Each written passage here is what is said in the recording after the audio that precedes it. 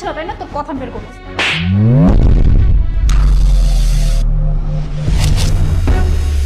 কি হলো, থামলে কেন? মারো। ও নিজের মা তো এদের মারতে পারছো না।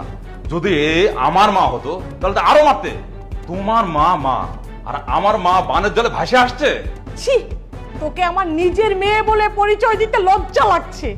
কেন রে, নিজের শাশুড়িকে মা বলে পরিচয় দিতে লজ্জা লাগে? বারবার বলেছে যে মা, আপনার মেয়ে আমার মাকে দেখতে পারে না, আমার মায়ের গায়ে হাত পর্যন্ত তুলে। কিন্তু আমি বিশ্বাস করি না, আমার মেয়ে এটা কখনো করতে পারে না। আমার মেয়েকে আমি এমন শিক্ষা কখনোই দেইনি। কিন্তু আজকে আমি নিজের চোখে যা দেখলাম, নিজের চোখকে তো আর অবিশ্বাস করতে পারি না। মা দেখলেন তো আপনার মেয়ের আসল রূপ, দেখলেন তো মা? এই জন্য বলেছিলাম চলেন আমাদের বাসায়, আপনার মেয়ের রূপ আপনি নিজে চোখে দেখবেন। মা আপনি নিজে চোখে তো দেখলেন আমার মায়ের সাথে কিরকম আচরণ করে।